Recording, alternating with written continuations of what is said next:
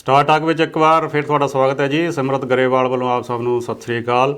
ਇੱਕ ਵਾਰ ਫਿਰ ਤੁਹਾਡੇ ਲਈ ਨਵਾਂ ਪ੍ਰੋਗਰਾਮ ਲੈ ਕੇ ਹਾਜ਼ਰ ਹੋਏ ਹਾਂ ਅਤੇ ਅੱਜ ਤੁਹਾਡੇ ਨਾਲ ਗੱਲ ਕਰਾਂਗੇ ਜਿਹੜਾ ਕਿ ਲਿਬਰਲ ਸਰਕਾਰ ਵੱਲੋਂ ਕੋਵਿਡ-19 ਦੇ ਦੌਰਾਨ ਤੁਹਾਨੂੰ CERB ਦਾ ਜਿਹੜੇ ਬੈਨੀਫਿਟ ਦਿੱਤੇ ਜਾ ਰਹੇ ਨੇ। ਸੋ ਹੁਣ ਜਿਹੜੀਆਂ ਜਿੱਥੇ ਸਰਕਾਰ ਨੇ ਵੱਡੀ ਪੱਧਰ 'ਤੇ ਜਿਹੜੀ ਇਹ ਰਕਮ ਵੰਡੀ ਹੈ ਬਹੁਤ ਸਾਰੇ ਲੋਕਾਂ ਨੂੰ, ਅਤੇ ਉਹਦੇ ਵਿੱਚ ਹੁਣ ਇਹ ਗੱਲਾਂ ਵੀ ਬਾਹਰ ਆਉਣ ਲੱਗ ਪਈਆਂ ਵੀ ਬਹੁਤ ਸਾਰੀ ਜਿਹੜੀ ਗਿਣਤੀ ਆ ਲੋਕਾਂ ਦੀ ਜਿਨ੍ਹਾਂ ਨੇ ਇਹਦੇ ਗਲਤ ਇਹਦਾ ਇਸਤੇਮਾਲ ਕੀਤਾ ਅਤੇ ਗਲਤ ਇਹਦਾ ਫਾਇਦਾ ਲਿਆ। ਸੋ ਕੀ ਇਹ ਸਾਰਾ ਸਿਨੈਰੀਓ ਆ, ਸਰਕਾਰ ਨੇ ਕੀ ਚੰਗਾ ਕੀਤਾ ਕੀ ਮਾੜਾ ਕੀਤਾ, ਵਿਰੋਧੀਆਂ ਵੱਲੋਂ ਕੀ ਕਿਹਾ ਜਾ ਰਿਹਾ ਹੈ, ਇਹਦੇ ਬਾਰੇ ਅੱਜ ਗੱਲ ਕਰਾਂਗੇ। ਤਾਂ ਮੇਰੇ ਨਾਲ ਅੱਜ ਫਿਰ ਹਾਜ਼ਰ ਨੇ ਹਰਕੀਰਤ ਸਿੰਘ ਜੀ। ਹਰਕੀਰਤ ਜੀ ਤੁਹਾਡਾ ਸਵਾਗਤ ਹੈ ਜੀ। ਥੈਂਕ ਯੂ ਗਰੇਵਾਲ ਸਾਹਿਬ। ਪਹਿਲਾਂ ਤਾਂ ਇਹ ਦੱਸੋ ਕਿਸ ਤਰ੍ਹਾਂ, ਕਿਉਂਕਿ ਲੌਂਗ ਵੀਕਐਂਡ ਸੀ। ਲੌਂਗ ਵੀਕਐਂਡ ਸੀ ਜੀ, ਬਿਲਕੁਲ। ਔਰ ਮੈਂ ਇਸ ਚੀਜ਼ ਬਾਰੇ ਹੀ ਪੜ੍ਹ ਰਿਹਾ ਸੀ, ਥੋੜ੍ਹਾ ਦੇਖਿਆ ਆਰਟੀਕਲ ਕੁਛ। ਮੈਂ ਆਪਣਾ ਜੋ ਟਰੂਡੋ ਸਾਹਿਬ ਨੇ ਉਹਨਾਂ ਦੀ ਵੀ ਇੰਟਰਵਿਊ ਸੁਣੀ ਔਰ ਉਹਨਾਂ ਨੇ ਜੋ ਕਿਹਾ। ਸੋ ਸਾਡੇ ਜੋ ਫਾਈਨੈਂਸ ਮਿਨਿਸਟਰ ਨੇ ਮਿਸਟਰ ਬਿੱਲ, ਉਹਨਾਂ ਨੇ ਵੀ ਜੋ ਸਟੇਟਮੈਂਟ ਦਿੱਤੀਆਂ ਨੇ, ਮੈਂ ਉਹਦੇ ਬਾਰੇ ਵੀ ਥੋੜ੍ਹੀ ਜਾਣਕਾਰੀ ਦਿੱਤੀ। ਸੋ ਪਹਿਲਾਂ ਤਾਂ ਗਰੇਵਾਲ ਸਾਹਿਬ ਜੋ ਇਹ ਪ੍ਰੋਗਰਾਮ ਸੀ CERB ਦਾ, ਹਾਂਜੀ, ਇਹ ਇੱਕ ਬਹੁਤ ਅੱਛਾ ਜੈਸਚਰ ਸੀ ਗਵਰਨਮੈਂਟ ਦੇ ਵੱਲੋਂ। ਔਰ ਕਿ ਜਿਹੜੇ ਕੈਨੇਡੀਅਨ ਸਾਡੇ ਭੈਣ ਭਰਾ ਹੈ ਨੇ ਉਹਨਾਂ ਨੂੰ ਅਸੀਂ ਉਸ ਟਾਈਮ 'ਤੇ ਹੈਲਪ ਕਰੀਏ ਜਿਸ ਟਾਈਮ 'ਤੇ ਉਹਨਾਂ ਨੂੰ ਮੋਸਟ ਨੀਡਡ ਲੋੜ ਹੈ। ਹਾਂਜੀ, ਜਿਵੇਂ ਇਹ ਕੋਵਿਡ-19 ਕਰਕੇ ਜੋ ਲੋਕਾਂ ਦੀਆਂ ਜੋਬਸ ਗਈਆਂ, ਕਿੰਨੀ ਮੁਸ਼ਕਿਲ ਆਈਆਂ, ਉਹਦੇ ਸਾਰੇ ਨੂੰ ਮੱਦੇਨਜ਼ਰ ਦੇਖਦੇ ਹੋਏ ਉਹਨਾਂ ਨੇ ਇਹ ਬਹੁਤ ਅੱਛਾ ਜੈਸਚਰ ਕੀਤਾ ਸੀ। ਲੇਕਿਨ ਔਰ ਉਹਨਾਂ ਨੇ ਇਹ ਵੀ ਜਿਵੇਂ ਗੱਲ ਕਰ ਰਹੇ ਸੀ ਟਰੂਡੋ ਸਾਹਿਬ ਕਿ ਮੋਸਟ ਆਫ ਦਾ ਕੈਨੇਡੀਅਨ ਦੇ ਥਿੰਕ ਦੇ ਆਰ ਓਨੈਸਟ। ਸੋ ਉਹ ਓਨੈਸਟੀ ਨਾਲ ਉਹਨਾਂ ਨੇ ਆਪਣਾ ਜੋ ਸੱਚਾਈ ਨਾਲ ਐਪਲੀਕੇਸ਼ਨਸ ਕਰਨ ਨੂੰ ਕਿਹਾ CERB ਬਾਰੇ। ਸੋ CERB ਬਾਰੇ ਜੋ ਤੁਹਾਨੂੰ ਬੇਸਿਕ ਉਹਦੀਆਂ ਕੰਡੀਸ਼ਨਸ ਨੇ, ਉਹ ਕੁਆਲੀਫਾਈਂਗ ਕ੍ਰਾਈਟੇਰੀਆ ਤੁਹਾਨੂੰ ਪਤਾ, ਜਿਵੇਂ ਕਿ ਤੁਸੀਂ ਦੱਸ ਰਹੇ ਸੀ। ਬਿਲਕੁਲ ਜੀ, ਆਪਾਂ ਮਾੜਾ ਜਿਹਾ ਦੱਸ ਹੀ ਦੇਣੇ ਆਪਣੇ ਜਿਹੜੇ ਦਰਸ਼ਕ ਨੇ। ਜਿਹੜਾ ਦਾ ਬੇਸਿਕ ਕ੍ਰਾਈਟੇਰੀਆ ਸੀਗਾ ਜਿਹੜਾ ਸਰਕਾਰ ਨੇ ਰੱਖਿਆ ਸੀਗਾ, ਉਹ ਸੀਗਾ ਵੀ 15 ਸਾਲ ਜਾਂ 15 ਸਾਲ ਤੋਂ ਉੱਪਰ ਦਾ ਜਿਹੜਾ ਰੈਜ਼ੀਡੈਂਟ ਹੋਣਾ ਚਾਹੀਦਾ, ਕੈਨੇਡੀਅਨ ਰੈਜ਼ੀਡੈਂਟ ਹੋਣਾ ਚਾਹੀਦਾ। ਹਾਂਜੀ, ਅਤੇ ਆਪਣੀ ਜਿਹੜੀ ਉਹਦੀ ਜੋਬ ਆ ਉਹ ਕੋਵਿਡ-19 ਪੈਂਡੈਮਿਕ ਕਰਕੇ ਗਈ ਹੋਣੀ ਚਾਹੀਦੀ ਆ। ਬਿਲਕੁਲ। ਅਤੇ ਪਿਛਲੇ 2019 ਵਿੱਚ ਜਾਂ ਪਿਛਲੇ 12 ਮਹੀਨਿਆਂ ਦੇ ਵਿੱਚ $5000 ਤੱਕ ਉਹਨੇ ਕਮਾਇਆ ਹੋਣਾ ਚਾਹੀਦਾ। ਅਤੇ ਹੁਣ ਜੇ ਪੈਸੇ ਉਹਨੂੰ ਮਿਲ ਰਹੇ ਨੇ ਆਪਣੇ ਇੰਪਲੋਇਰ ਵੱਲੋਂ ਜਿੱਥੇ ਵੀ ਕੰਮ ਕਰ ਰਿਹਾ, ਅਤੇ 1000 ਜਾਂ 1000 ਤੋਂ ਘੱਟ ਉਹ ਪੈਸੇ ਹੁਣ ਲੈਂਦਾ ਹੋਵੇ, ਉਹੀ ਜਿਹੜਾ ਕੁਆਲੀਫਾਈ ਕਰਦਾ $2000 ਜਿਹੜਾ ਸਰਕਾਰ ਵੱਲੋਂ CERB ਦੇ ਥੱਲੇ ਦਿੱਤਾ ਜਾ ਰਿਹਾ। ਅਤੇ ਇਹ ਆਪਣੇ ਦਰਸ਼ਕਾਂ ਨੂੰ ਵੀ ਦੱਸਦੀ ਹੈ ਵੀ ਜਿਹੜੇ ਲੋਕ ਨੇ ਇਸ ਕ੍ਰਾਈਟੇਰੀਆ ਦੇ ਵਿੱਚ ਆਉਂਦੇ ਨੇ ਉਹ ਸਮਝ ਲੈਣ ਵੀ ਉਹ ਕੁਆਲੀਫਾਈ ਨੇ। ਜਿਹੜੇ ਇਸ ਕ੍ਰਾਈਟੇਰੀਆ 'ਚ ਨਹੀਂ ਆਉਂਦੇ, ਉਹਨਾਂ ਨੇ ਪੈਸੇ ਲਏ ਨੇ ਸਰਕਾਰ ਤੋਂ, ਤਾਂ ਉਹਨਾਂ ਨੂੰ ਮੋੜਨੇ ਪੈਣੇ ਨੇ। ਬਿਲਕੁਲ ਜੀ। ਸੋ ਇਹ ਤੁਸੀਂ ਕ੍ਰਾਈਟੇਰੀਆ ਜਿਵੇਂ ਦੱਸਿਆ ਕਿ ਇਹ ਬੇਸਿਕ ਕੁਆਲੀਫਾਈਂਗ ਕ੍ਰਾਈਟੇਰੀਆ ਸੀ ਜਿੱਥੇ ਉਹ ਇਹ ਕੁਆਲੀਫਾਈ ਕਰਦੇ ਸੀ। ਸੋ ਇਹ ਟੋਟਲ ਪ੍ਰੋਗਰਾਮ ਦਾ ਜੋ ਬਜਟ ਸੀ ਉਹ ਅਰਾਊਂਡ $24 ਬਿਲੀਅਨ ਜਦ ਕੀਤਾ ਗਿਆ, ਸਰਕਾਰ ਨੇ ਮਿੱਥਿਆ ਸੀ। ਹਾਂਜੀ, ਲੇਕਿਨ ਅੱਜ ਉਹ ਪ੍ਰੋਗਰਾਮ ਜੋ ਹੈ 35.5 ਬਿਲੀਅਨ ਤੱਕ ਪਹੁੰਚ ਗਿਆ, ਜੋ ਇਹ ਸਾਰਾ ਸਰਕਾਰ ਨੇ ਦੇਣਾ, ਔਰ 30 ਬਿਲੀਅਨ ਤੋਂ ਉੱਪਰ ਉਹ ਦੇ ਚੁੱਕੀ ਹੈ। ਔਰ ਇਹਦੇ ਵਿੱਚ ਜਿਹੜੀ ਹੁਣ ਨਵੀਂ ਜੋ ਰਿਪੋਰਟ ਸਾਹਮਣੇ ਆਈ ਹੈ, ਰਿਪੋਰਟ ਦੇ ਹਿਸਾਬ ਦੇ ਨਾਲ 2 ਲੱਖ ਜੋ ਐਪਲੀਕੇਸ਼ਨਸ ਹੈਗੀਆਂ ਨੇ ਉਹ ਰੈੱਡ ਫਲੈਗ ਕੀਤੀਆਂ ਗਈਆਂ ਨੇ, ਜਿਨ੍ਹਾਂ ਨੂੰ ਕੀ ਲੱਗਦਾ ਕਿ ਉਹ ਫਰਾਜੂਲੈਂਟ। ਸੋ ਤੁਸੀਂ ਇਹਦਾ ਅੰਦਾਜ਼ਾ ਲਾ ਸਕਦੇ ਹੋ ਵੀ ਜੇ 2 ਲੱਖ ਐਪਲੀਕੇਸ਼ਨਸ ਨੇ ਅਤੇ ਮਲਟੀਪਲਾਈ ਬਾਏ ਆਪਾਂ 8000 ਕਰੀਏ। ਚਲੋ ਮੈਂ 8000 ਦੀ ਵੀ ਗੱਲ ਨਹੀਂ ਕਰਦਾ, ਮਤਲਬ ਇਹ ਆ ਵੀ ਹਜੇ ਤਾਂ ਸਟਾਰਟਿੰਗ ਹੋਈ ਆ, 2 ਲੱਖ ਨਿਕਲੀਆਂ। ਤਕਰੀਬਨ ਕਿਹਾ ਜਾ ਰਿਹਾ ਵੀ 11 ਲੱਖ ਜਿਹੜੇ ਲੋਕਾਂ ਨੇ ਅਪਲਾਈ ਕੀਤਾ ਸੀ ਇਹਦੇ ਲਈ ਜਦੋਂ ਸ਼ੁਰੂ ਹੋਇਆ ਸੀ ਇਹ ਬੈਨੀਫਿਟ, ਅਤੇ ਅਜੇ ਉਹਦੇ ਤੋਂ 2 ਲੱਖ ਜਿਹੜੀਆਂ ਰੈੱਡ ਫਲੈਗ ਹੋਈਆਂ ਨੇ। ਅਤੇ ਇਹ ਹਜੇ ਅੰਕੜਾ ਇੱਥੇ ਮੈਂ ਕਿਹਾ ਰੁਕਿਆ ਨਹੀਂ ਗਿਆ, ਵੱਧ ਵੀ ਸਕਦਾ, 4 ਵੀ ਹੋ ਸਕਦਾ, ਇਹ ਬਿਲਕੁਲ 4 ਲੱਖ ਵੀ ਹੋ ਸਕਦਾ। 7.8 ਜੋ ਮਿਲੀਅਨ ਪੀਪਲ ਹੈਗੇ ਨੇ। ਹਾਂਜੀ। ਸੋ ਜੋ ਟੋਟਲ ਇਹਨਾਂ ਦੀ ਐਪਲੀਕੇਸ਼ਨ 2 ਲੱਖ ਜਿਹੜੀਆਂ ਫਰਾਜੂਲੈਂਟ, ਮੈਨੂੰ ਇਹ ਲੱਗਦਾ ਕਿ 2 ਲੱਖ ਉਹਨਾਂ ਨੇ ਰੈੱਡ ਫਲੈਗ ਕੀਤੇ ਜਿੱਥੇ ਉਹਨੂੰ ਸ਼ੱਕ ਹੈ। ਜਿਹੜੇ ਸ਼ੱਕੀ ਲੋਕ ਤੋਂ ਮਤਲਬ ਕਿ ਪੈਸੇ ਲੋਕਾਂ ਨੇ ਲਏ ਹੋਏ ਨੇ ਪਰ ਸ਼ੱਕ ਦੇ ਦਾਇਰੇ 'ਚ ਨਹੀਂ ਆਏ, ਉਹ ਹਜੇ ਮੈਨੂੰ ਲੱਗਦਾ 1 ਲੱਖ ਐਪਲੀਕੇਸ਼ਨ ਹੋਰ ਹੋ ਸਕਦੀ ਹੈ। ਬਿਲਕੁਲ। ਸੋ ਇਹ ਉਹਨਾਂ ਨੇ ਲੇਕਿਨ ਕਿਹਾ, ਟਰੂਡੋ ਸਾਹਿਬ ਨੇ ਹੁਣ ਜਦ ਨੇ ਐਕਸੈਪਟ ਕਰ ਲਿਆ ਕਿ ਇਸ ਚੀਜ਼ ਨੂੰ ਕਿ ਦੇਅਰ ਆਰ ਫਰਾਡੂਲੈਂਟ ਐਪਲੀਕੇਸ਼ਨਸ, ਬਟ ਉਹਨੇ ਕਿਹਾ ਵੀ ਹੁਣ ਅਸੀਂ ਇਸ ਟਾਈਮ ਦੇ ਵਿੱਚ ਆਪਣੇ ਇੰਡੀਅਨ ਜੋ ਸਿਟੀਜ਼ਨਸ ਨੇ ਜਾਂ ਭੈਣ ਭਰਾ ਨੇ ਉਹਨਾਂ ਦੀ ਹੈਲਪ ਕਰਨਾ ਚਾਹੁੰਦੇ ਹਾਂ। ਬਟ ਇਹ ਜੋ ਕਲੀਨਅਪ ਜੋ ਇਹਦਾ ਮੈਸ ਹੈ, ਕਲੀਨਅਪ ਸ਼ੁਰੂ ਹੋਏਗਾ, ਇਹ 2021 ਦੇ ਵਿੱਚ ਸ਼ੁਰੂ ਹੋਏਗਾ ਜਦ ਆਪਾਂ T4 ਇਸ਼ੂ ਹੋਣਗੀਆਂ, ਔਰ ਉਸ ਤੋਂ ਬਾਅਦ ਜੋ ਟੈਕਸਿੰਗ ਦਾ ਜੋ ਸੀਜ਼ਨ ਆਏਗਾ ਉਸ ਟਾਈਮ ਤੋਂ 2021 ਵਿੱਚ ਸਾਰਾ ਕੁਝ ਕਲੀਨਅਪ ਸ਼ੁਰੂ ਕੀਤਾ ਜਾਏਗਾ। ਆਪਾਂ ਆਪਣੇ ਦਰਸ਼ਕਾਂ ਨੂੰ ਇਹ ਵੀ ਦੱਸ ਦਈਏ, ਜਿੱਦਾਂ ਹੁਣ ਆਪਾਂ ਹਰਕੀਰਤ ਜੀ ਤੁਸੀਂ ਕਹਿ ਰਹੇ ਸੀਗੇ ਵੀ ਸਰਕਾਰ ਨੇ ਹੁਣ ਆਪ ਮੰਨ ਲਿਆ ਵੀ ਇਹਦੇ ਵਿੱਚ ਬਿਨਾਂ ਸ਼ੱਕ ਵੀ ਹੋ ਰਿਹਾ ਫਰੋਡ, ਤੇ ਜਿਹੜੇ ਲਿਬਰਲ ਦੇ ਫਾਈਨੈਂਸ ਚੇਅਰ ਨੇ ਵੇਨ ਈਸਟਰ, ਉਹਨਾਂ ਨੇ ਵੀ ਇਹ ਕਿਹਾ ਵੀ ਜਦੋਂ ਸਰਕਾਰ ਨੇ ਇਹ ਜਿਹੜਾ ਸ਼ੁਰੂ ਕੀਤਾ ਸੀਗਾ ਬੈਨੀਫਿਟ, ਉਹਨਾਂ ਨੇ ਉਦੋਂ ਕੋਈ ਗਿਣਿਆ ਮਿਥਿਆ ਇਹਦੇ ਲਈ ਕੈਲਕੂਲੇਸ਼ਨਸ ਨਹੀਂ ਸੀ ਕੀਤੀਆਂ ਵੀ ਕਿਸ ਹਿਸਾਬ ਨਾਲ ਸਾਨੂੰ ਇਹਨੂੰ ਸ਼ੁਰੂ ਕਰਨਾ ਚਾਹੀਦਾ। ਸੋ ਮਤਲਬ ਹੈ ਹੌਲੀ ਹੌਲੀ ਹੁਣ ਸਰਕਾਰ ਦੇ ਆਪਣੇ ਹੀ ਜਿਹੜੇ ਨੁਮਾਇੰਦੇ ਮੰਨਣੇ ਸ਼ੁਰੂ ਹੋ ਗਏ ਨੇ ਵੀ ਇਹ ਕਿਤੇ ਨਾ ਕਿਤੇ ਤੇ ਬਹੁਤ ਵੱਡੇ ਪੱਧਰ ਤੇ ਕੋਤਾਹੀ ਹੋਈ ਹੈ। ਨਿਰੋਲ ਸਾਹਿਬ ਦੇਖੋ, ਆਪਾਂ ਸ਼ਾਇਦ ਪਹਿਲਾਂ ਡਿਸਕਸ ਕਰ ਰਹੇ ਸੀ ਇਸ ਚੀਜ਼ ਬਾਰੇ ਕਿ ਜਦ ਵੀ ਕੋਈ ਪ੍ਰੋਗਰਾਮ ਲਿਖਿਆ ਜਾਂਦਾ ਹੈ, ਸਰਕਾਰ ਨੇ ਕੋਈ ਪਾਲਿਸੀ ਬਣਦੀ ਹੈ, ਸਰਕਾਰ ਦਾ ਕੋਈ ਵੀ ਇਸ ਤਰ੍ਹਾਂ ਦਾ ਐਡੇ ਵੱਡੇ ਪੱਧਰ ਦੇ ਉੱਪਰ ਜੋ ਜਿੱਥੇ ਫਾਈਨੈਂਸਿਸ ਇਨਵੋਲਵ ਨੇ ਉਹ ਚੀਜ਼ ਹੁੰਦੀ ਆ, ਉਹ ਆਪਣੇ ਦਿਮਾਗ ਵਿੱਚ ਇਹ ਵੀ ਰੱਖ ਕੇ ਚੱਲਦੇ ਨੇ ਕਿ ਕਿਤੇ ਨਾ ਕਿਤੇ ਸਾਡੇ ਪੋਲੀਟੀਕਲ ਜੋ ਏਜੰਡਾ ਹੈ ਉਹਦੇ ਵਿੱਚ ਇਹ ਉਹਨੂੰ ਫਿੱਟ ਕੀਤਾ ਗਿਆ ਹੈ। ਕਿਸ ਤਰ੍ਹਾਂ ਫਿੱਟ ਕੀਤਾ ਗਿਆ ਕਿ ਅੱਗੇ ਜਾ ਕੇ ਸਾਨੂੰ ਇਹਦੇ ਫਾਇਦੇ ਹੋਣਗੇ ਜਾਂ ਨੁਕਸਾਨ ਹੋਣਗੇ, ਕਿਉਂਕਿ ਇਕੱਲਾ ਸਿਰਫ ਇਹ ਜਿਸ ਕਰਕੇ ਕਿ ਠੀਕ ਹੈ ਜੀ ਉਹ ਕੋਵਿਡ ਆਇਆ ਔਰ ਅਸੀਂ ਸਭ ਕੁਝ ਕੀਤਾ, ਇਸ ਤਰ੍ਹਾਂ ਨਹੀਂ ਹੁੰਦਾ ਹੈ। ਸੋ ਜਦ ਪਾਲਿਸੀ ਬਣਦੀ ਹੈ ਉਹਦੇ ਬਾਰੇ ਬੈਠ ਕੇ ਡਿਸਕਸ ਕੀਤਾ ਜਾਂਦਾ ਕਿ ਕੀ ਸਾਡੇ ਪੋਲੀਟੀਕਲ ਜੋ ਇਹਦੇ ਮਾਈਲੇਜ ਨੂੰ ਸਾਨੂੰ ਮਿਲੇਗੀ ਨਹੀਂ ਮਿਲੇਗੀ। ਸੋ ਔਰ ਇਹ ਕਹਿਣਾ ਗਲਤ ਵੀ ਨਹੀਂ ਹੈ, ਮੈਂ ਸੋਚਦਾ ਕਿ ਇਹ ਕਹਿਣਾ ਗਲਤ ਵੀ ਨਹੀਂ ਹੈ। ਕਿਸੇ ਵੀ ਦੇਸ਼ ਦੀ ਸਰਕਾਰਾਂ ਨੇ ਜਿਹੜੀ ਪਾਰਟੀ ਸੱਤਾ ਦੇ ਵਿੱਚ ਹੁੰਦੀ ਹੈ ਉਹ ਹਮੇਸ਼ਾ ਹੀ ਜਿਹੜੇ ਇਸ ਤਰ੍ਹਾਂ ਦੇ ਕੰਮ ਕਰਦੀ ਹੈ ਉਹ ਗਿਣੇ ਮਿੱਥੇ ਉਹਦੇ ਤਰੀਕੇ ਨਾਲ ਕਰਦੀ ਹੈ ਵੀ ਇਹਦਾ ਸਾਨੂੰ ਲੌਂਗ ਰਨ ਕੀ ਫਾਇਦਾ ਹੋਵੇਗਾ, ਭਵਿੱਖ ਵਿੱਚ ਅਸੀਂ ਇਹਦੇ ਕੀ ਫਾਇਦੇ ਲੈਣੇ ਨੇ। ਬਿਲਕੁਲ ਜੀ ਬਿਲਕੁਲ। ਸੋ ਇਹਦੇ ਵਿੱਚ ਵੀ ਜਦ ਇਹ ਕੀਤਾ ਗਿਆ ਹੋਏਗਾ ਇਸ ਪ੍ਰੋਗਰਾਮ ਨੂੰ, ਤਾਂ ਕਦੇ ਵੀ ਇਹ ਸੋਚ ਕੇ ਨਹੀਂ ਕੀਤਾ ਗਿਆ ਹੋਏਗਾ ਕਿ ਇਹ ਸਿਰਫ ਅਸੀਂ ਹੈਲਪ ਕਰ ਰਹੇ ਹਾਂ। ਉਹ ਕਿਤੇ ਨਾ ਕਿਤੇ ਕੈਲਕੂਲੇਸ਼ਨ ਕੀਤੀ ਜਾਏਗੀ ਕਿ ਇਹ ਕਿੱਡਾ ਵੱਡਾ ਪ੍ਰੋਗਰਾਮ ਹੈ ਔਰ ਇਹਦੇ ਸਾਨੂੰ ਆਉਣ ਵਾਲੇ ਟਾਈਮ ਵਿੱਚ ਕੀ ਫਾਇਦੇ ਹੋਣ ਵਾਲੇ ਨੇ। ਅਗਲੇ ਇਲੈਕਸ਼ਨਸ ਵੀ ਤੁਹਾਨੂੰ ਪਤਾ ਵੀ ਕਿਉਂਕਿ ਇਹ ਆਮ ਹੀ ਇੱਥੇ ਕੈਨੇਡਾ ਵਿੱਚ ਮੰਨਿਆ ਜਾਂਦਾ ਵੀ ਜਿਹੜੀ ਘੱਟ ਗਿਣਤੀ ਸਰਕਾਰ ਹੁੰਦੀ ਹੈ ਕਦੇ ਵੀ 4 ਸਾਲ ਪੂਰੇ ਨਹੀਂ ਕਰਦੀ, ਉਹ 3 ਸਾਲ ਤੋਂ ਪਹਿਲਾਂ ਹੀ ਜਿਹੜੀਆਂ ਮੁੜ ਕੇ ਇਲੈਕਸ਼ਨਸ ਆ ਜਾਂਦੀਆਂ ਨੇ। ਸੋ ਬਿਨਾਂ ਸ਼ੱਕ ਇਹ ਜਿਹੜੀ ਲਿਬਰਲ ਪਾਰਟੀ ਦੀ ਸਰਕਾਰ ਹੈ ਉਹਨਾਂ ਨੇ ਵੀ ਇਹੋ ਕੈਲਕੂਲੇਸ਼ਨਸ ਕੀਤੀਆਂ ਹੋਣਗੀਆਂ ਵੀ ਜੇ 2021 ਦੇ ਵਿੱਚ ਇਲੈਕਸ਼ਨ ਆਉਂਦੀ ਹੈ ਤੇ ਉਹਦੇ ਸਾਨੂੰ ਇਹ ਜਿਹੜਾ ਇੰਨਾ ਪੈਸਾ ਅਸੀਂ ਵੰਡਿਆ ਇਹਦੇ ਸਾਨੂੰ ਕੀ ਫਾਇਦੇ ਹੋਣਗੇ। ਬਿਲਕੁਲ ਬਿਲਕੁਲ ਬਿਲਕੁਲ। ਸੋ ਇਸ ਕਰਕੇ ਇਹਦਾ ਅੱਜ ਜੋ ਹੁਣ ਔਰ ਮੈਂ ਇਸ ਤੁਹਾਨੂੰ ਸ਼ਾਇਦ ਪਹਿਲਾਂ ਵੀ ਇਹ ਮੈਂ ਗੱਲ ਕਹੀ ਸੀ ਜਦੋਂ ਪ੍ਰੋਗਰਾਮ ਸ਼ੁਰੂ ਹੋਇਆ ਸੀ, ਆਪਾਂ ਇਹ ਦੱਸਿਆ ਸੀ ਕਿ ਜੋ CERB ਔਰ EI ਔਰ ਜੋ ਵੀ ਇਹਨਾਂ ਨੇ ਪ੍ਰੋਗਰਾਮ ਲਾਂਚ ਕੀਤੇ ਸੀ ਵੀ ਉਹਦੇ 'ਚ ਕੀ ਫਰਕ ਹੈ ਔਰ ਕਿਹੜੇ ਬੰਦੇ ਉੱਤੇ ਕਿਹੜੇ ਵੀ ਮਤਲਬ ਸਾਡੇ ਜਿਹੜੇ ਭੈਣ ਭਰਾ ਨੇ ਉਹ ਉਹਨੂੰ ਕੁਆਲੀਫਾਈ ਕਰ ਰਹੇ ਨੇ ਔਰ you have to claim only one part of it, either you should go with CERB or EI। ਲੇਕਿਨ ਬਹੁਤ ਸਾਰੇ ਇਹੋ ਜਿਹੇ ਲੋਕ ਹੋਣਗੇ ਜਿਨ੍ਹਾਂ ਨੇ EI ਵੀ ਅਪਲਾਈ ਕੀਤਾ ਔਰ CERB ਵੀ ਅਪਲਾਈ ਕੀਤਾ ਜਾਂ ਉਹਨਾਂ ਨੂੰ। ਔਰ ਸਭ ਤੋਂ ਜਿਹੜੀ ਵੱਡੀ ਇਹ ਹੋਰ ਵੀ ਚੀਜ਼ ਗੱਲ ਹੈ ਕਿ ਇਹ ਵੀ ਗੱਲ ਮੰਨੀ ਗਈ ਹੈ ਕਿ ਜਿਹੜੇ ਸਾਡੇ ਸਿਵਲ ਸਰਵੈਂਟ ਨੇ ਉਹਨਾਂ ਨੂੰ ਇੰਸਟਰਕਸ਼ਨਸ ਨੇ ਕਿ ਰਾਈਟ ਨਾਓ ਜੇ ਤੁਹਾਨੂੰ ਲੱਗਦਾ ਹੈ ਕਿ ਕੋਈ ਕੁਆਲੀਫਾਈ ਨਹੀਂ ਵੀ ਕਰ ਰਿਹਾ ਹੈ ਕਿ ਤੁਸੀਂ ਉਹਨੂੰ ਪੈਸੇ ਦੇ ਦਿਓ ਔਰ ਅਲਟੀਮੇਟਲੀ ਜਦ ਅਸੀਂ ਉਹਨੂੰ ਬਾਅਦ ਰਿਕਵਰੀ ਕਰਾਂਗੇ we will get it back. So CRA ਹੁਣ ਜਿਹੜਾ CRA ਦੀ ਜਿਹੜੀ ਉਹਨਾਂ ਦੀ ਸਟੇਟਮੈਂਟ ਹੈ ਉਹ ਇਹ ਕਹਿੰਦੀ ਨੇ। ਪਰ ਇਹਦੇ ਵਿੱਚ ਹਰਕੀਰਤ ਜੀ ਇਹ ਵੀ ਗੱਲ ਹੈ ਨਾ, ਹੁਣ ਬਾਹਰ ਇਹ ਵੀ ਲੋਕਾਂ ਦੇ ਵਿੱਚ ਗੱਲਾਂ ਸ਼ੁਰੂ ਹੋ ਗਈਆਂ ਨੇ ਵੀ ਜਿਹੜਾ ਸਰਕਾਰ ਇਹ $2000 ਵੰਡ ਰਹੀ ਹੈ ਤੇ ਜਿਹੜੇ ਜਿੱਦਾਂ ਹੁਣ ਤੁਸੀਂ ਗੱਲ ਕੀਤੀ ਹੈ ਵੀ ਜਿਹੜੇ ਆਪਣੇ ਪ੍ਰੋਫੈਸ਼ਨ ਸੀ ਉਹਨਾਂ ਨੂੰ ਇੰਸਟਰਕਸ਼ਨ ਸੀ ਵੀ ਜਿਹੜਾ ਤੁਹਾਨੂੰ ਲੱਗਦਾ ਕੁਆਲੀਫਾਈ ਨਹੀਂ ਗਿਆ ਪਰ ਉਹਨੂੰ ਵੀ ਤੁਸੀਂ ਹੁਣ ਪੈਸੇ ਦੇ ਦਿਓ।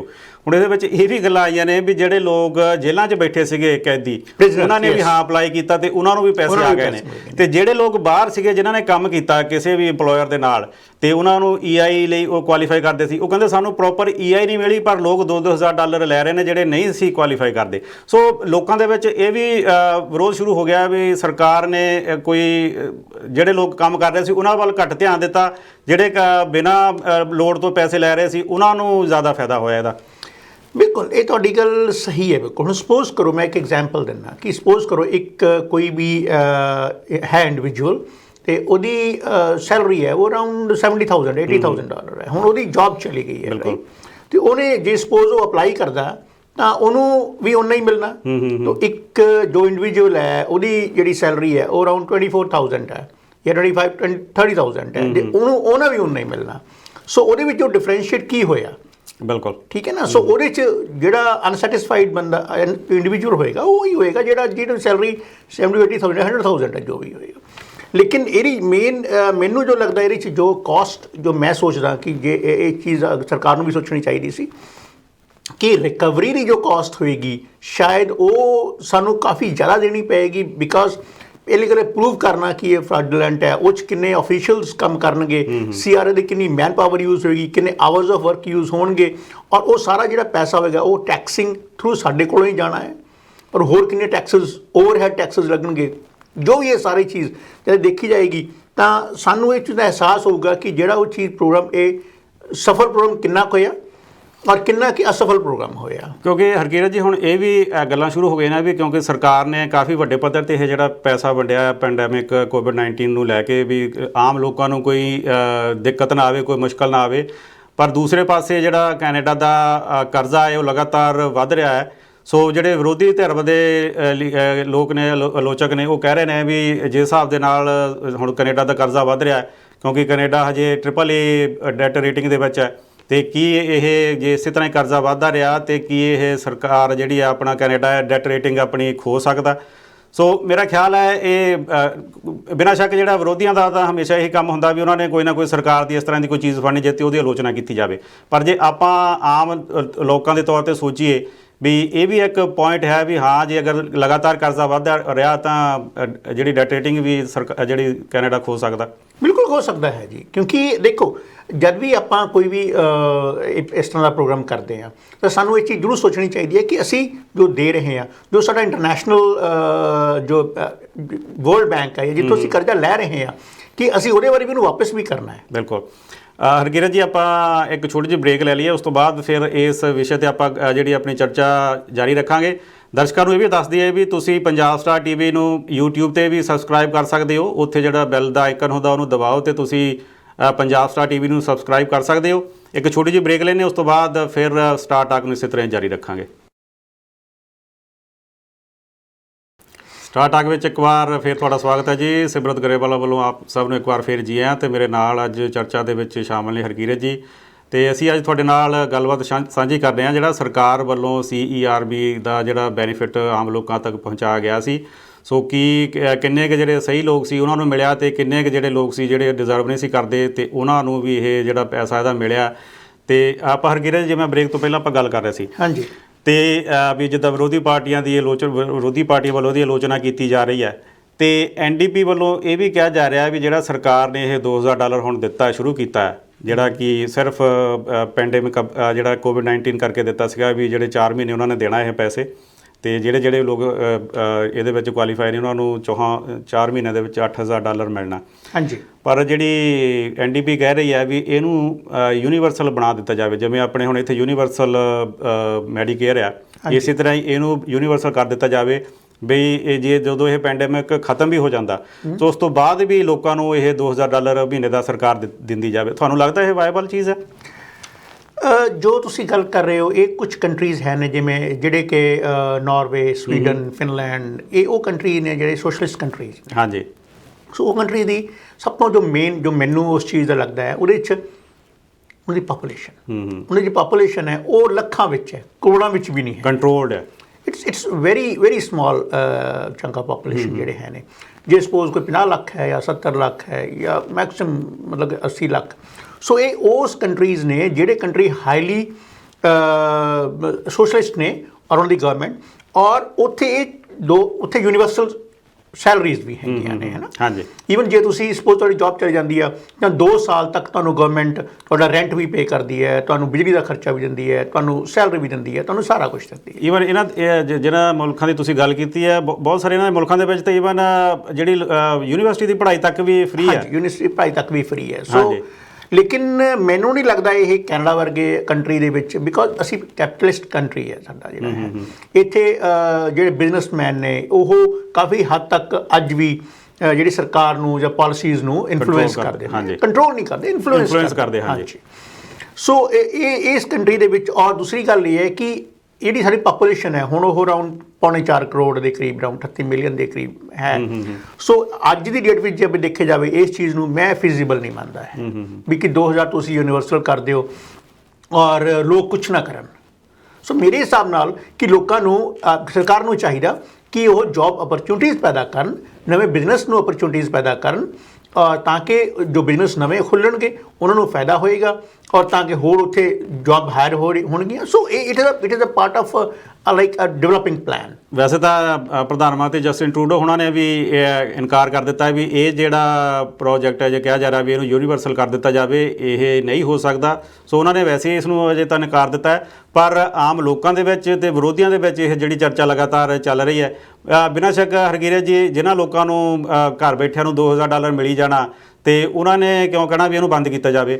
ਬਾਹਰ ਇਸ ਤਰ੍ਹਾਂ ਦੀਆਂ ਵੀ ਜਿਹੜੇ ਉਦਾਹਰਣ ਮਿਸਾਲਾਂ ਦੇਖਣ ਨੂੰ ਮਿਲੀਆਂ ਨੇ ਵੀ ਲੋਕ ਜਿਹੜੇ ਨੇ LCBO ਤੇ ਜਾ ਕੇ ਬਾਹਰ ਪ੍ਰਧਾਨ ਮੰਤਰੀ ਨੂੰ ਜਿੰਦਾਬਾਦ ਕਹਿ ਰਹੇ ਨੇ ਵੀ ਕਮਾਲ ਕਰਤੀ, ਉਹ ਸਾਨੂੰ $2000 ਦੇ ਰਹੇ ਨੇ। ਸੋ ਇਸ ਤਰ੍ਹਾਂ ਦੀ ਵੀ ਬਹੁਤ ਸਾਰੀਆਂ ਵੀਡੀਓਜ਼ ਹੈ ਨੇ ਬਾਹਰ ਲੋਕਾਂ ਦੇ ਵਿੱਚ ਗੱਲਾਂ ਚੱਲ ਰਹੀਆਂ ਵੀ ਜਿਹੜੇ ਲੋਕ 2000 ਲੈ ਰਹੇ ਨੇ ਤੇ ਘਰ ਬੈਠੇ ਨੇ ਤੇ ਕੰਮ ਕੋਈ ਹੈ ਨਹੀਂਗਾ। ਸੋ ਮੇਰਾ ਖਿਆਲ ਵੈਸੇ ਵੀ ਇਹ ਜਿਹੜੀ ਚੀਜ਼ ਲੱਗਦੀ ਨਹੀਂ ਕਿ ਵੀ ਇਹ ਚਾਹੀਦੀ ਹੈ ਵੀ ਘਰ ਬੈਠਿਆਂ ਨੂੰ $2000 ਦਿੱਤਾ ਜਾਵੇ। ਨਹੀਂ, ਬਟ ਇਹ ਫਿਜ਼ੀਬਲ ਵੀ ਨਹੀਂ ਹੈ, ਇਹ ਮੋਰਲੀ ਵੀ ਫਿਜ਼ੀਬਲ ਨਹੀਂ ਹੈ, ਔਰ ਇਹ ਇਕਨੋਮਿਕਲ ਵੀ ਫਿਜ਼ੀਬਲ ਨਹੀਂ ਹੈ, ਔਰ ਇਹ ਸੋਸ਼ਲੀ ਵੀ ਫਿਜ਼ੀਬਲ ਨਹੀਂ ਹੈ। ਮਤਲਬ ਮੇਰਾ ਖਿਆਲ ਜਿਸ ਬੰਦੇ ਨੂੰ $2000 ਜਾਂ ਘਰ ਬੈਠੇ ਨੂੰ ਮੁਫਤ ਦੇ ਵਿੱਚ ਪੈਸਾ ਮਿਲਦਾ, ਉਹ ਮੋਰਲ ਵਗੈਰਾ ਸਾਰੀਆਂ ਚੀਜ਼ਾਂ ਇੱਕ ਸਾਈਡ ਤੇ ਰੱਖ ਦਿੰਦੇ ਨੇ। ਉਹਨਾਂ ਨੂੰ ਇਹ ਹੁੰਦਾ ਵੀ ਸਾਨੂੰ ਪੈਸੇ ਮਿਲ ਰਹੇ ਨੇ ਤਾਂ ਸਾਰਾ ਕੁਝ ਠੀਕ ਹੈ। ਕਿਉਂਕਿ ਜੇ ਤੁਸੀਂ ਮਿਹਨਤ ਕਰਕੇ ਪੈਸਾ ਨਹੀਂ ਕਮਾਓਗੇ, ਔਰ ਜਿਸ ਸਭ ਤੋਂ ਵੱਡੀ ਗੱਲ ਆਪਾਂ ਜੋ ਟੌਪਿਕ ਅੱਜ ਲੈ ਕੇ ਗੱਲ ਕਰ ਰਹੇ ਹਾਂ, ਦੈਟ ਇਜ਼ ਅ ਫਰਾਡ। ਸੋ ਅਸੀਂ ਜੋ CRP ਦੀ ਫਰਾਡ ਦੀ ਗੱਲ ਕਰ ਰਹੇ ਹਾਂ, ਸੋ ਜੇ ਇਹ ਸਿਰਫ 4 ਮਹੀਨੇ ਵਾਸਤੇ ਤੁਸੀਂ 2 ਲੱਖ ਐਪਲੀਕੇਸ਼ਨ ਫਰਾਡਨ ਹੋ ਸਕਦੀਆਂ ਨੇ, ਤੁਸੀਂ ਸੋਚੋ ਵੀ ਜੇ ਤੁਸੀਂ ਇਹਨੂੰ ਅੱਗੇ ਵਧਾਉਣਾ ਚਾਹੁੰਦੇ ਹੋ ਜਾਂ ਤੁਸੀਂ ਇਹ ਫੇਰਬਦਲ ਕਰਕੇ ਇਹਨੂੰ ਕੁਝ ਟਾਈਮ ਵਾਸਤੇ ਵੀ ਅੱਗੇ ਹੋਰ ਕਰੋਗੇ ਤਾਂ ਕਿੰਨੀਆਂ ਹੋਰ ਐਪਲੀਕੇਸ਼ਨਸ, ਕਿੰਨੇ ਹੋਰ ਲੋਕ ਇਸ ਚੀਜ਼ ਵਿੱਚ ਫਰਾਡ ਦੇ ਵਿੱਚ ਸ਼ਾਮਿਲ ਹੋਣਗੇ। ਹਾਂਜੀ, ਕਿਉਂਕਿ ਜਿਹੜਾ ਹੁਣ ਮਈ ਦੇ ਵਿੱਚ ਇਹਨਾਂ ਨੇ ਅਪਲਾਈ ਕਰਨਾ ਸੀਗਾ ਤੀਸਰੇ ਮਹੀਨੇ ਦੇ ਲਈ। ਸੋ ਕਿਹਾ ਜਾ ਰਿਹਾ ਵੀ 10 ਮਈ ਤੱਕ ਤਕਰੀਬਨ 7 ਲੱਖ ਤੋਂ ਉੱਪਰ ਜਿਹੜੀਆਂ ਐਪਲੀਕੇਸ਼ਨਸ ਆਲਰੇਡੀ CRA ਕੋਲ ਪਹੁੰਚ ਚੁੱਕੀਆਂ ਨੇ। ਸੋ ਹਜੇ 1 ਮਹੀਨਾ ਹੋਰ ਰਹਿੰਦਾ ਹੈ। ਸੋ ਜੇ ਜਿਹੜੀ ਅਨਐਮਪਲੋਇਮੈਂਟ ਰੇਸ਼ੀਓ ਆ ਉਹ ਲਗਾਤਾਰ ਵਧਦੀ ਜਾ ਰਹੀ ਹੈ ਕੈਨੇਡਾ ਵਿੱਚ। ਬਿਲਕੁਲ 7,800,000 ਪੀਪਲ ਜੋ ਹੈ ਨੇ ਅਪਲਾਈ ਕਰ ਚੁੱਕੇ ਨੇ। ਇਹਦਾ ਮਤਲਬ ਵੀ ਉਹ ਉਨੇ ਹੀ ਲੋਕ ਨੇ ਜਿਹੜੇ ਅਨਐਮਪਲੋਇਡ ਹੋ ਚੁੱਕੇ ਨੇ। ਸੋ ਤੁਸੀਂ ਇਹ ਸੋਚੋ ਵੀ ਤੁਸੀਂ 11 ਲੱਖ ਦੀ ਪਹਿਲਾਂ ਗੱਲ ਕਰ ਰਹੇ ਸੀ ਉਸ ਟਾਈਮ, ਸੋ ਅਰਾਊਂਡ 1.5 ਮਿਲੀਅਨ ਲੋਕ ਤਾਂ ਆਲਰੇਡੀ ਅਨਐਮਪਲੋਇਡ ਹੋ ਚੁੱਕੇ ਨੇ। ਹਾਂਜੀ। ਸੋ ਜੇ ਅੱਜ ਇਸ ਚੀਜ਼ ਨੂੰ ਅਸੀਂ ਅੱਗੇ ਥੋੜ੍ਹਾ ਵਧਾ ਦਿੰਦੇ ਹਾਂ ਜਾਂ ਕਰ ਦਿੰਦੇ ਹਾਂ ਤਾਂ ਮੇਰੇ ਹਿਸਾਬ ਨਾਲ ਤਾਂ ਲੋਕ ਇਹਦੀ ਜੋ ਰੇਸ਼ੀਓ ਹੈ ਉਹ ਹੋਰ ਵੱਧਦੀ ਜਾਏਗੀ, ਔਰ 2 ਮਿਲੀਅਨ 2.5 ਮਿਲੀਅਨ ਇੱਥੇ ਤੱਕ ਮਰ ਜਾ ਸਕਦੀ ਹੈ ਇਹ ਚੀਜ਼। ਲੋਕਾਂ ਦੇ ਵਿੱਚ ਲੇਜ਼ੀਨੈਸ ਵੀ ਵਧੇਗੀ ਜੀ। ਜੇ ਅਗਰ ਕਿਸੇ ਨੂੰ ਵੀ ਘਰ ਬੈਠੇ ਨੂੰ $2000 ਮਿਲ ਰਿਹਾ, ਉਹ ਕਹਿੰਦਾ ਮੈਨੂੰ ਕੀ ਲੋੜ ਆ ਕੰਮ ਲੱਭਣ ਦੀ, ਪੈਸੇ ਆ ਰਹੇ ਨੇ। ਗਰੋ ਸਾਹਿਬ, ਮੈਂ ਤੁਹਾਨੂੰ ਇੱਕ ਗੱਲ ਸੁਣਾਉਣਾ, ਬਹੁਤ ਪੁਰਾਣੀ ਗੱਲ ਹੈ। ਜਦ ਗ੍ਰੇਟ ਡਿਪਰੈਸ਼ਨ ਆਇਆ ਬ੍ਰਿਟੇਨ ਦੇ ਵਿੱਚ, ਸਾਰੀ ਵਰਲਡ ਵਿੱਚ ਆਇਆ, ਤਾਂ ਬ੍ਰਿਟੇਨ ਵਿੱਚ ਕੀ ਕਰਦੇ ਸੀ ਤਾਂ ਲੋਕਾਂ ਕੋਲ ਇਸ ਤਰ੍ਹਾਂ ਜੌਬ ਨਹੀਂ ਸੀ, ਤਾਂ ਸਰਕਾਰ ਨੇ ਉਹਨਾਂ ਨੂੰ ਕਿਹਾ ਵੀ ਤੁਸੀਂ ਤੁਹਾਨੂੰ ਅਸੀਂ ਪੈਸਾ ਦੇਵਾਂਗੇ ਲੇਕਿਨ ਤੁਹਾਨੂੰ ਉਹ ਅਰਨ ਕਰਨਾ ਪੈਣਾ। ਠੀਕ ਹੈ। ਉਹ ਅਰਨ ਕਰਨ ਵਾਸਤੇ ਕੀ ਕਰਦੇ ਸੀ, ਉਹਨੂੰ ਇੱਕ ਕਹਿੰਦੇ ਸੀ ਵੀ ਆਹ ਲਓ ਤੁਸੀਂ ਇੱਥੇ ਇੱਕ ਮਤਲਬ ਪਿਟ ਖੋਦਣੀ ਹੈ, ਖੱਡਾ ਖੋਦਣਾ ਹੈ ਤੇ ਖੋਦ ਕੇ ਉਹਨੂੰ ਭਰ ਦੇਣਾ। ਅੱਛਾ। ਤੇ ਸ਼ਾਮ ਤੱਕ ਜੇ ਤੁਸੀਂ ਇੱਕ ਖੱਡਾ ਖੋਦ ਕੇ ਉਹਨੂੰ ਭਰੋਗੇ ਤੇ ਤੁਹਾਨੂੰ ਇੰਨੇ ਪੈਸੇ ਮਿਲਣਗੇ। ਤਾਂ ਉਹਨੂੰ ਪੁੱਛਿਆ ਗਿਆ ਵੀ ਤੁਸੀਂ ਉਹਦਾ ਕੀ ਫਾਇਦਾ? ਉਹ ਕਹਿੰਦੇ ਨਹੀਂ, ਉਹ ਮਿਹਨਤ ਕਰ ਰਹੇ ਨੇ, ਉਹਨੂੰ ਮਿਹਨਤ ਦਾ ਅਸੀਂ ਦੇ ਰਹੇ ਹਾਂ। ਜੇ ਉਹਨੂੰ ਘਰ ਬੈਠ ਕੇ ਦੇਵਾਂਗੇ ਤਾਂ ਉਹ ਆਪਣੇ ਆਪ ਨੂੰ ਖਰਾਬ ਕਰਨਗੇ, ਸੋਸਾਇਟੀ ਨੂੰ ਖਰਾਬ ਕਰਨਗੇ, ਸਾਡਾ ਸੋਸ਼ਲ ਇੰਬੈਲੈਂਸ ਹੋ ਜਾਏਗਾ। ਨਾਲੇ ਦੂਸਰੀ ਗੱਲ ਇਹ ਹੈ ਵੀ ਜੇ ਘਰ ਬੈਠੇ ਨੂੰ ਪੈਸੇ ਮਿਲਣਗੇ, ਉਹਨੂੰ ਉਸ ਪੈਸੇ ਦੀ ਉਸ ਬੰਦੇ ਨੂੰ ਵੈਲਿਊ ਵੀ ਨਹੀਂ ਹੋਣੀ। ਬਿਲਕੁਲ ਜੀ, ਬਿਲਕੁਲ। ਸੋ ਮੈਨੂੰ ਨਹੀਂ ਲੱਗਦਾ ਕਿ ਜਿਹੜਾ NDP ਦਾ ਸੁਝਾਅ ਹੈ ਇਹ ਬਹੁਤਾ ਵਧੀਆ ਸੁਝਾਅ ਹੈ। ਸੋ ਉਹ ਵੀ ਆਪਣਾ ਪੋਲੀਟੀਕਲ ਮਾਈਲੇਜ ਲੈਣ ਵਾਸਤੇ ਇਹ ਗੱਲ ਕਰ ਰਹੇ ਨੇ, ਹਜੇ ਸੁਝਾਅ ਦੇ ਰਹੇ ਨੇ ਕਿ ਕੁਝ ਲੋਕ ਇਹੋ ਜਿਹੇ ਹੋਣਗੇ ਜਿਹੜੇ ਉਹਨਾਂ ਨੂੰ ਸਪੋਰਟ ਕਰਨਗੇ, ਜਿਹੜੇ ਲੋਕ ਕੰਮ ਨਹੀਂ ਕਰਨਾ ਚਾਹੁੰਦੇ ਹੈਗੇ। ਨਾਲੇ ਹਕੀਕਤ ਜੀ ਇਹ ਵੀ ਗੱਲ ਹੈ, ਜਿਹੜੀ NDP ਹੈ ਥੋੜ੍ਹੀ ਸੋਸ਼ਲ ਵੈਲਿਊਜ਼ ਨੂੰ ਜ਼ਿਆਦਾ ਤਰਜੀਹ ਦਿੰਦੀ ਆ ਵੀ ਲੋਕਾਂ ਨੂੰ ਖੁੱਲ੍ਹੇ ਗੱਫੇ ਦਿੱਤੇ ਜਾਣ, ਕੰਮ ਘੱਟ ਹੋਵੇ ਤਾਂ ਲੋਕਾਂ ਦੀ ਜਿਹੜੀ ਜ਼ਿੰਦਗੀ ਹੈ ਆਰਾਮਦਾਇਕ ਹੋਵੇ। ਪਰ ਮੇਰਾ ਖਿਆਲ ਹੈ ਜਿਹੜਾ ਜ਼ਿੰਦਗੀ ਇਸ ਤਰ੍ਹਾਂ ਨਹੀਂ ਚੱਲਦੀ, ਤੁਹਾਨੂੰ ਕੰਮ ਕਰਨਾ ਹੀ ਪੈਂਦਾ ਤੇ ਕੰਮ ਕਰਨ ਤੋਂ ਬਾਅਦ ਜੇ ਤੁਹਾਨੂੰ ਜਿਹੜੇ ਪੈਸੇ ਮਿਲਦੇ ਨੇ ਉਹਦਾ ਆਨੰਦ ਵੱਖਰਾ ਹੁੰਦਾ ਮੇਰਾ ਖਿਆਲ। ਕਲਵਰ ਸਾਹਿਬ, ਤੁਸੀਂ ਇਹ ਸੋਚੋ ਕਿ ਇਹ ਸਾਰਾ ਕੁਝ ਹੋਣ ਤੋਂ ਬਾਵਜੂਦ ਜੇ ਅਸੀਂ ਇੰਨੇ ਤੁਸੀਂ ਦੇਖਿਓ ਆਉਣ ਵਾਲੇ ਟਾਈਮ ਵਿੱਚ ਜਦ CRA ਤੋਂ ਨੈਕਸਟ ਈਅਰ ਜਦ ਆਉਣਗੇ ਤਾਂ ਇਹਦਾ ਫਿਗਰ ਬਿਲਕੁਲ ਚੇਂਜ ਹੋ ਜਾਣੀ ਹੈ। ਔਰ ਇਹ ਫਿਗਰ ਚੇਂਜ ਕਰਨ ਵਾਸਤੇ ਔਰ ਇਹ ਜਿਹੜਾ ਸਾਰਾ ਪ੍ਰੋਸੈਸ ਹੋਏਗਾ, ਰਿਕਵਰੀ ਦਾ ਪ੍ਰੋਸੈਸ ਹੋਏਗਾ, ਤੁਸੀਂ ਸੋਚੋ ਰਿਕਵਰੀ ਦੇ ਪ੍ਰੋਸੈਸ ਦੇ ਵਿੱਚ ਕਿੰਨੇ ਜਿਹੜੇ ਅਫੀਸ਼ੀਅਲਸ ਇਨਵੋਲਵ ਹੋਣਗੇ। ਕਿਉਂਕਿ CRA ਵੱਲੋਂ ਜਿਹੜੀਆਂ ਇਹ ਗੱਲਾਂ ਸ਼ੁਰੂ ਹੋਈਆਂ ਨੇ, CRA ਦੇ ਅਧਿਕਾਰੀਆਂ ਨੇ ਇਹ ਜਿਹੜੀਆਂ ਗੱਲਾਂ ਸ਼ੁਰੂ ਕਰ ਦਿੱਤੀਆਂ ਨੇ ਵੀ ਜਿਹੜੇ ਅਸੀਂ EMPLOYEES ਨੇ ਤੇ ਉਹਨਾਂ ਤੋਂ ਵੀ ਹੋਰ ਜ਼ਿਆਦਾ ਇਨਫੋਰਮੇਸ਼ਨ ਲਵਾਂਗੇ, ਤਾਂ ਜਿਹੜੇ EMPLOYER ਨੇ ਉਹਨਾਂ ਤੋਂ ਵੀ ਜਾਣਕਾਰੀ ਲਵਾਂਗੇ ਵੀ ਜਿਹੜੇ ਤੁਹਾਡੇ EMPLOYEES ਇਸ ਬੈਨੀਫਿਟ ਦਾ ਫਾਇਦਾ ਲੈ ਰਹੇ ਨੇ ਕਿ ਉਹ ਵਾਕਈ ਕੁਆਲੀਫਾਈ ਕਰਦੇ ਸੀ। ਤਾਂ ਜਿਹੜੇ EMPLOYEES ਨੇ ਉਹਨਾਂ ਤੋਂ ਵੀ ਵਧੇਰੇ ਇਨਫੋਰਮੇਸ਼ਨ ਲੈਣਗੇ ਵੀ ਜੇ ਤੁਸੀਂ ਕਿਸ ਕ੍ਰਾਈਟੇਰੀਆ ਨੂੰ ਮੱਦੇਨਜ਼ਰ ਰੱਖ ਕੇ ਇਸ ਨੂੰ ਅਪਲਾਈ ਕੀਤਾ।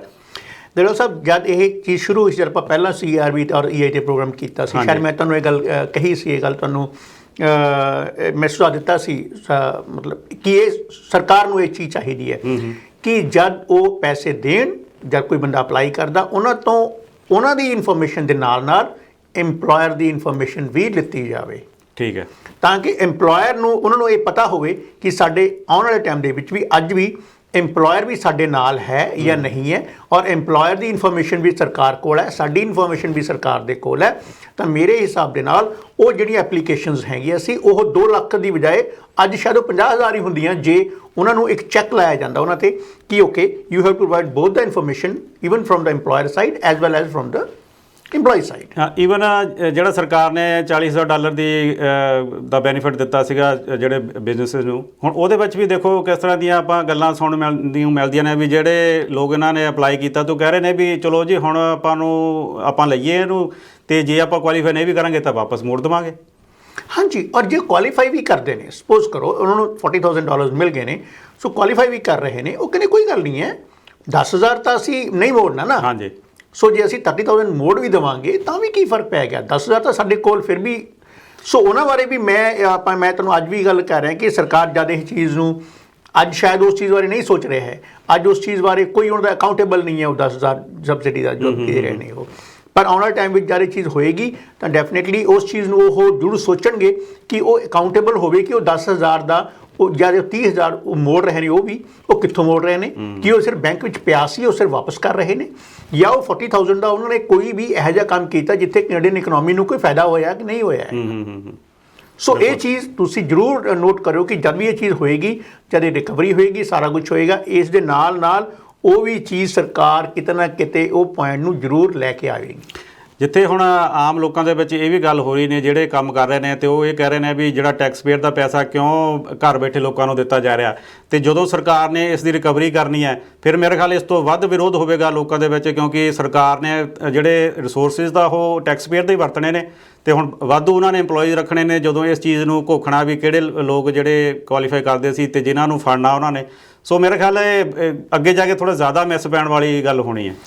ਸਭ ਤੋਂ ਪਹਿਲਾਂ ਤਾਂ ਇਹ ਦੇਖਿਆ ਜਾਵੇ ਕਿ ਜੋ ਜਦ ਰਿਕਵਰੀ ਕਰਨਗੇ, ਜੇ ਸਪੋਜ਼ ਕੋਈ ਬੰਦੇ ਨੂੰ, ਕੋਈ ਵੀ ਇੰਡੀਵਿਜੂਅਲ ਹੈ, ਉਸ ਚੀਜ਼ ਨੂੰ ਇਹ ਹੋਏਗਾ ਕਿ ਓਕੇ ਕਿ ਤੁਸੀਂ ਫਰਾਡੂਲੈਂਟ ਨਾਲ ਪੈਸਾ ਲਿੱਤਾ, ਤੇ ਉਹ ਕਹਿਣਗੇ ਸਾਡੇ ਤੋਂ ਪੈਸਾ ਵਾਪਸ ਕਰੋ, ਸਰਕਾਰ CRA will ask for the money, ਉਹ ਕਹਿਣਗੇ ਸਾਡੇ ਕੋਲ ਨਹੀਂ ਹੈ। ਸਾਡਾ ਪੋਸਟ ਪੈਂਡੈਮਿਕ ਜੋ ਚੀਜ਼ ਹੈ, ਜੋ ਸਿਚੁਏਸ਼ਨ ਹੋਏਗੀ ਉਸ ਟਾਈਮ ਕਿਹੜਾ ਜੌਬਸ ਮਤਲਬ ਇਮੀਡੀਏਟਲੀ ਅਵੇਲੇਬਲ ਹੋਣਗੀਆਂ, ਜਾਂ ਇਕਨੋਮੀ ਤੁਹਾਡੀ ਇੰਨੀ ਰਿਬਾਊਂਡ ਕਰ ਜਾਏਗੀ ਕਿ ਨਹੀਂ ਜੀ ਹੁਣ ਖਤਮ ਹੋ ਗਿਆ ਚੀਜ਼, ਕੋਵਿਡ ਦਾ ਅਸਰ ਖਤਮ ਹੋ ਗਿਆ ਔਰ ਇਮੀਡੀਏਟਲੀ ਤੁਸੀਂ ਦੁਬਾਰਾ ਉਸ ਸਟੇਜ ਦੇ ਵਿੱਚ ਆ ਗਏ ਹੋ ਜਿੱਥੇ ਤੁਹਾਨੂੰ ਸਾਰਾ ਕੁਝ ਅਵੇਲੇਬਲ ਹੈ, ਜੌਬਸ ਅਵੇਲੇਬਲ ਨੇ, ਸਾਰਾ ਕੁਝ ਹੈ। So it will take at least 12 to 24 months ਕਿ ਤੁਸੀਂ ਦੁਬਾਰਾ ਉਸ ਸਭ ਚੀਜ਼ ਨੂੰ ਉਸੇ ਲੈਵਲ ਤੇ ਆਓ। ਹਰਕੀਰਤ ਜੀ, ਅੱਜ ਦਾ ਜਿਹੜਾ ਸਮਾਂ ਤਕਰੀਬਨ ਸਮਾਪਤੀ ਵੱਲ ਹੈ, ਇਸ ਤੇ ਹੋਰ ਵੀ ਚਰਚਾ ਕਰਨੀ ਬਣਦੀ ਹੈ, ਆਉਣ ਵਾਲੇ ਸਮੇਂ ਵਿੱਚ ਆਪਾਂ ਜ਼ਰੂਰ ਇਸ ਤੇ ਗੱਲਬਾਤ ਕਰਾਂਗੇ, ਪਰ ਅੱਜ ਦਾ ਜਿਹੜਾ ਸਮਾਂ ਸਮਾਪਤ ਹੈ। ਤੁਹਾਡਾ ਇਸ ਚਰਚਾ ਵਿੱਚ ਸ਼ਾਮਲ ਹੋਣ ਲਈ ਧੰਨਵਾਦ। ਥੈਂਕ ਯੂ ਗਰੇਵਾਲ ਸਾਹਿਬ। ਤੇ ਦਰਸ਼ਕਾਂ ਨੂੰ ਵੀ ਇਹੀ ਕਹਾਂਗੇ ਵੀ ਇਸ ਦਾ ਖਿਆਲ ਰੱਖਿਆ ਜਾਵੇ, ਅਗਰ ਤੁਸੀਂ ਨਹੀਂ ਕੁਆਲੀਫਾਈ ਕਰਦੇ ਤਾਂ ਜਿਹੜਾ ਇਸ ਚੀਜ਼ ਦਾ ਫਾਇਦਾ ਨਾ ਲਿਆ ਜਾਵੇ, ਕਿਉਂਕਿ ਆਮ ਲੋਕਾਂ ਦਾ ਪੈਸਾ ਹੈ, ਆਮ ਲੋਕਾਂ ਨੂੰ ਜਿਨ੍ਹਾਂ ਨੂੰ ਜ਼ਰੂਰਤ ਹੈ ਉਹਨਾਂ ਨੂੰ ਮਿਲਦਾ ਰਹੇ ਤਾਂ ਵਧੀਆ ਗੱਲ ਹੈ। ਅਗਲੇ ਹਫ਼ਤੇ ਫਿਰ ਤੁਹਾਡੇ ਲਈ ਇੱਕ ਨਵਾਂ ਪ੍ਰੋਗਰਾਮ ਲੈ ਕੇ ਹਾਜ਼ਰ ਹੋਵਾਂਗੇ। ਧੰਨਵਾਦ।